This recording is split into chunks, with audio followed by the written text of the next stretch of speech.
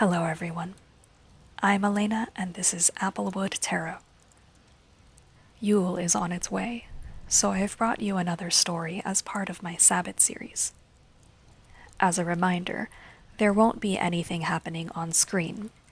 This is meant to be listened to the old-fashioned way. Tonight's tale comes from this book, Fearless Girls, Wise Women, and Beloved Sisters, edited by Kathleen Reagan. Grab a blanket, settle in, and I will read to you The Horned Women. A rich woman sat up late one night, carding and preparing wool, while all the family and servants were asleep. Suddenly a knock was given at the door, and a voice called, "Open, open!" "Who is there?" said the woman of the house. "I am the witch of the one horn," was answered.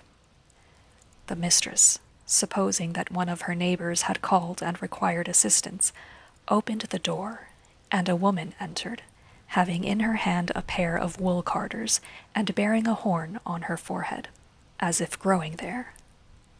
She sat down by the fire in silence and began to card the wool with violent haste. Suddenly she paused and said aloud, "Where are the women? They delay too long." When a second knock came to the door, and a voice called as before, "Open, open!" the mistress felt herself constrained to rise and open to the call, and immediately a second witch entered, having 2 horns on her forehead, and in her hand a wheel for spinning the wool.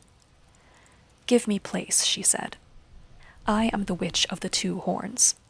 And she began to spin as quick as lightning.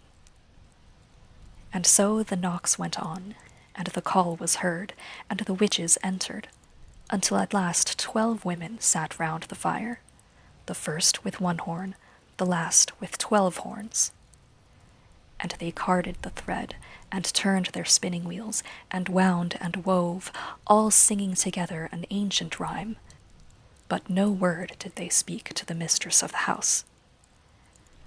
Strange to hear, and frightful to look upon were these 12 women, with their horns and their wheels, and the mistress felt near to death, and she tried to rise that she might call for help, but she could not move, nor could she utter a word or a cry, for the spell of the witches was upon her.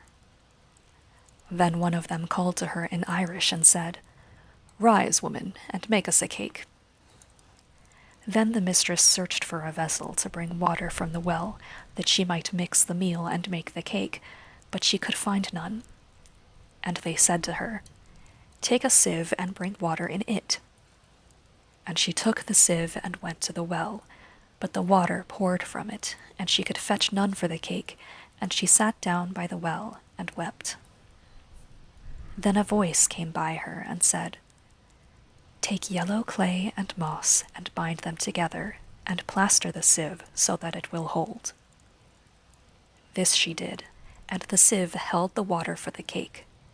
And the voice said again, "Return, and when thou comest to the north angle of the house, cry aloud 3 times and say, 'The mountain of the Fenian women, and the sky over it is all on fire.'" And she did so.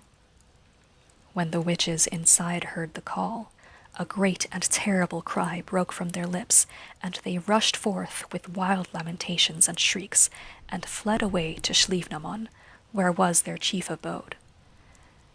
But the spirit of the well bade the mistress of the house to enter and prepare her home against the enchantments of the witches if they returned again. And first, to break their spells, she sprinkled the water in which she had washed her child's feet, the feet water, outside the door on the threshold. Secondly, she took the cake which the witches had made in her absence, of meal mixed with the blood drawn from the sleeping family, and she broke the cake in bits, and placed a bit in the mouth of each sleeper, and they were restored. And she took the cloth they had woven, and placed it half in and half out of the chest with a padlock. And lastly, she secured the door with a great crossbeam fastened in the jambs, so that they could not enter. And having done these things, she waited. Not long were the witches in coming back, and they raged and called for vengeance. "Open, open," they screamed. "Open, Feetwater." "I cannot," said the Feetwater. "I am scattered on the ground, and my path is down to the loch." "Open, open, wood and tree and beam," they cried to the door. "I cannot," said the door, "for the beam is fixed in the jambs, and I have no power to move." "Open, open! Cake that we have made and mingled with blood," they cried again. "I cannot," said the cake, "for I am broken and bruised, and my blood is on the lips of the sleeping children."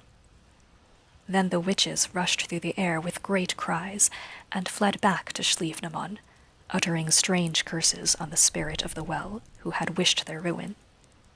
But the woman and the house were left in peace. And a mantle, dropped by one of the witches in her flight, was kept hung up by the mistress as a sign of the night's awful contest. And this mantle was in possession of the same family from generation to generation for 500 years after. Thanks for listening.